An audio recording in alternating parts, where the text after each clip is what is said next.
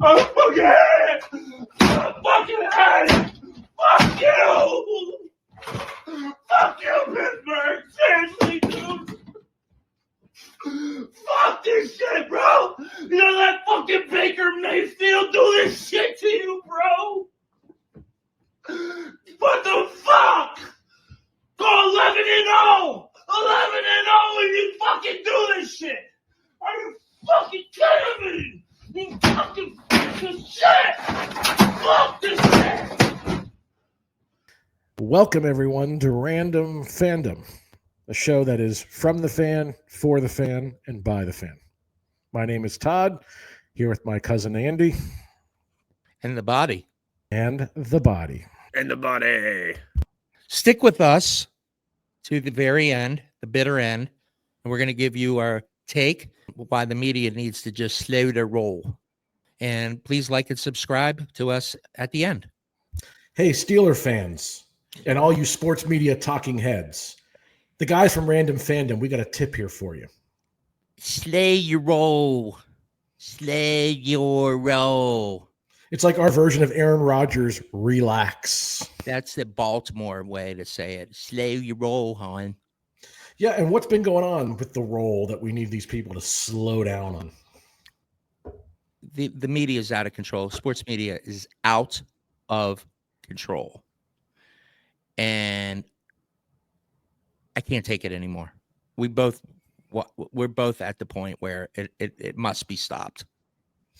Yeah, because the Steelers on Sunday lose to the Eagles. Many people could say the Eagles are one of the top 2 or 3 teams, maybe the best team in football right now. Steelers, in a lot of people's eyes, were a really good team going into that game. They lose to the best team in football on the road. They're pieces of shit.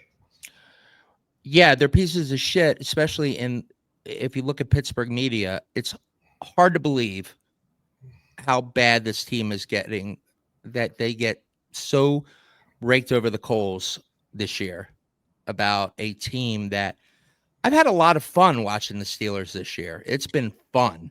The fact that the Steelers can throw the ball 25 yards down the field at all over the past several seasons is marked improvement. Look no further than the guy on the other sidelines, Kenny Pickett.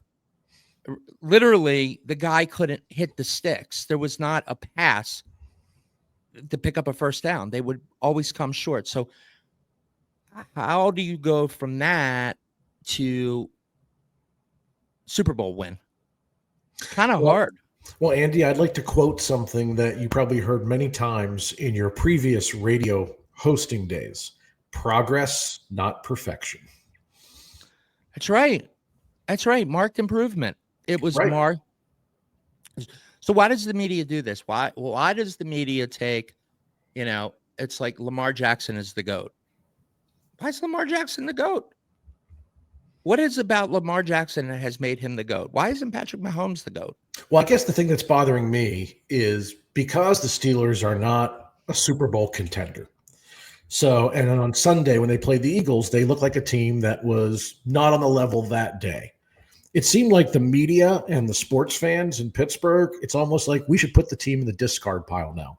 You don't matter to me anymore. If you can't win the Super Bowl, you're not worth anything. And my struggle with that is this season's been worth a lot. It's been a lot of fun to be a fan of a team that's making progress, that's broken out of whatever neutral position they've been in for the last 3 or 4 years. The culture is a little bit different on the team. There's some young guys making plays. It's a fun team. I don't need them to win a Super Bowl to have a good season for me as a fan.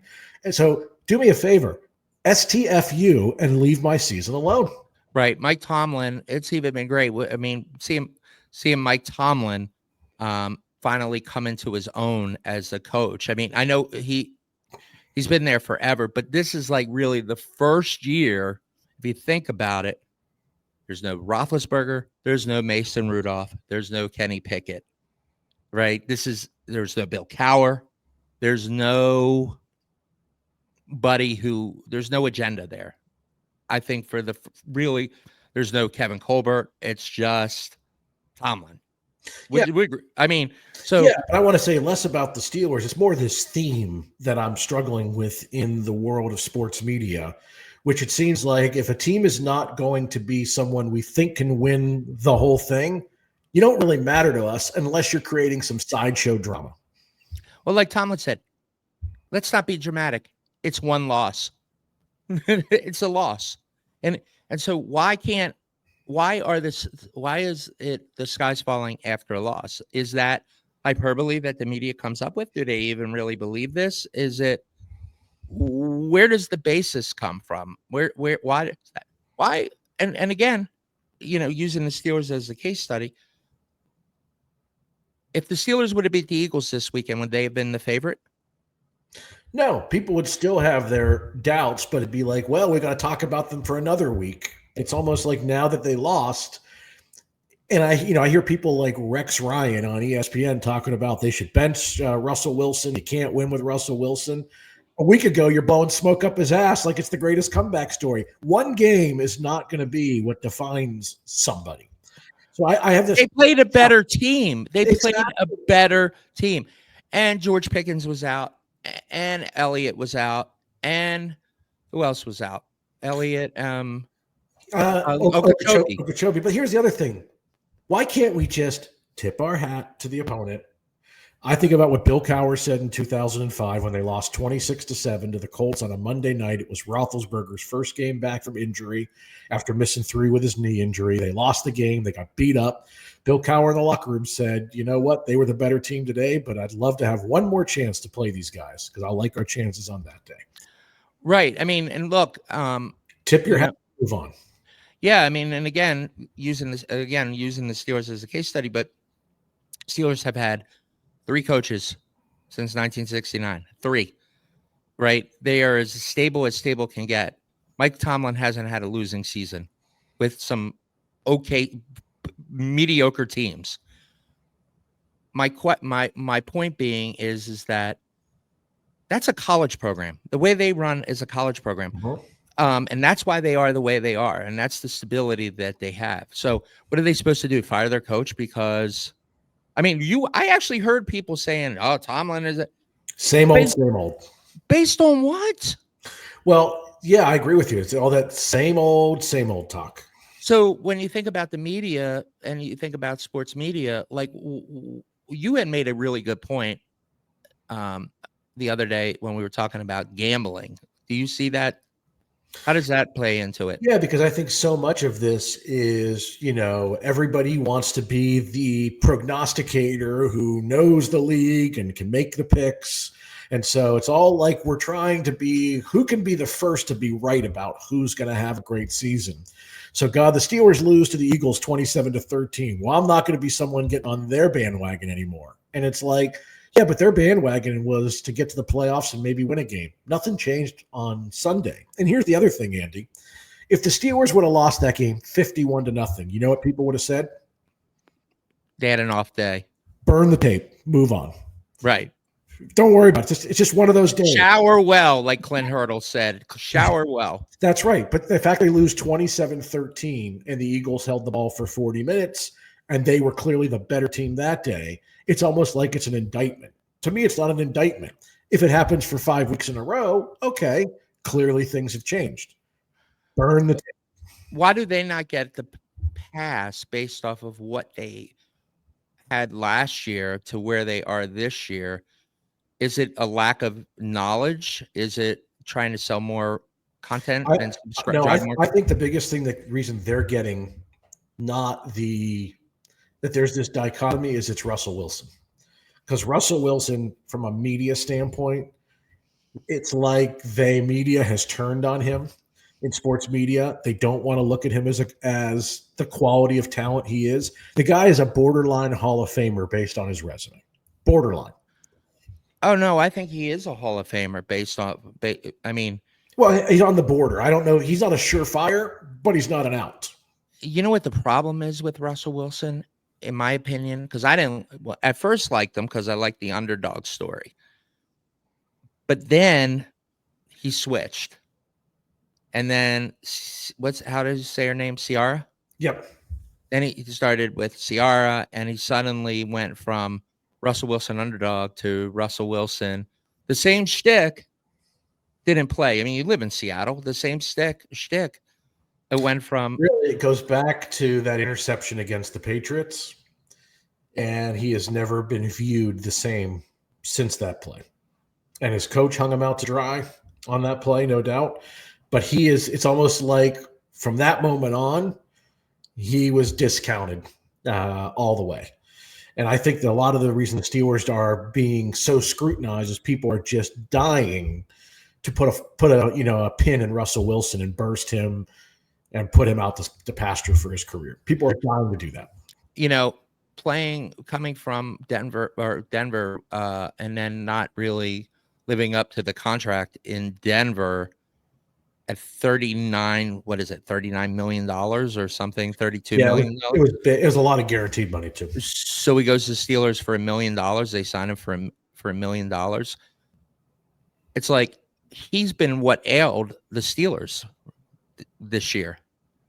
What he's bringing to the Steelers is what they've needed for quite some time, is leadership. So you think it's a Russell Wilson thing that they are the way they are? Yeah, because if you look at the last couple seasons, they were actually being overinflated. Hey, they had another winning season. Mike Tomlin hasn't had a losing season. This was great point. There was an overinflation. Now that Russell Wilson's here and that Justin Fields got off to a reasonable start, it's almost like people just don't want to like Russell Wilson. Yeah, and you talk about Justin Fields, like Justin Fields was pedestrian, right? When he was playing, he was good. They were criticizing him too in the Pittsburgh papers, no style points. Remember Tomlin goes, I would argue that Justin Fields gave you what you had the last 3 years with a running element into the mix, which allowed them to maybe win, would be a little bit better winning team, might win 10, 11 games with that strategy, but can't beat anybody in the playoffs that way. So why do some teams get skewered? Why doesn't Tampa get skewered like the Steelers? Why do the Ravens don't get skewered? How about the fact that the sports media skewers Kansas City? You look at power rankings and people that talk about teams. I got some people have Kansas City as low as 5. They've won 2 straight Super Bowls, have 1 loss. And it's like, could you ever see any other team? Did that ever happen to New England? Did New England ever, after winning 2 Super Bowls, not be viewed as the best team in football when they had the best record? Listen, no. And living in New England, it's so crazy in New England now. Okay. Like the Patriots could do no wrong. Right. But, you talk about media, what? The Patriots have gotten really good. The Boston Globe has gotten phenomenal at doing this. Belichick would say crazy stuff, not stuff about the team. They would use what Belichick says, the Globe, as the way to criticize the team, but not have to criticize the team directly. They're using Belichick as the way to criticize the team. So Bill Belichick said Drake May was not the quarterback that they should have drafted, or things like that, through his voice, rather than actually being the owner of the comment. And so you think about the media, and then you think about, going back to Pittsburgh for a second, and then you think about the Pirates.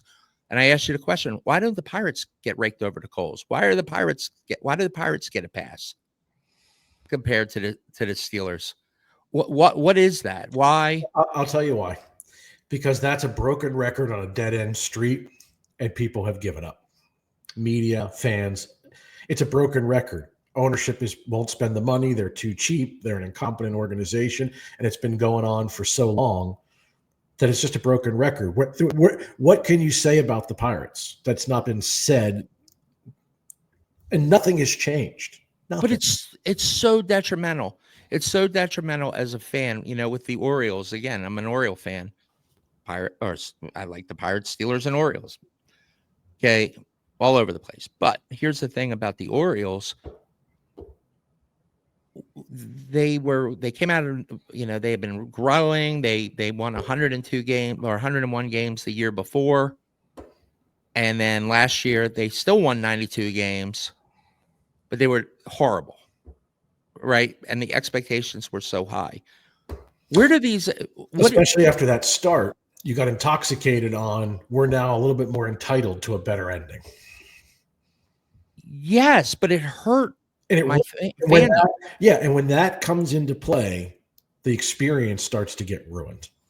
All right. So given all that we talked about, Todd, with the media and the hyperbole and, why some teams get skewered, why they don't, as a fan, what would you say the remedy to this is? If you had your druthers, if you could solve this problem, how would you do it? Yeah, I would want to make sure that every fan remembers what the true odds of winning a Super Bowl are. There are 32 teams in the NFL. The true odds of winning a Super Bowl are 32-1. The true odds are you should win a Super Bowl once every 32 years. So have reasonable expectations. Don't throw the baby out with the bathwater. 10, 11 wins and making the playoffs and having a chance to win a playoff game or two, that's a good step. Enjoy that. You don't need to be so ready to fire everybody after one loss. And you also don't need to inflate your expectations. You don't need to win a Super Bowl to be validated that you had a good season. And on that note, that's our take for the week. Thanks for tuning in. Please like and subscribe if you enjoyed what you heard. And we're looking forward to catching you next time.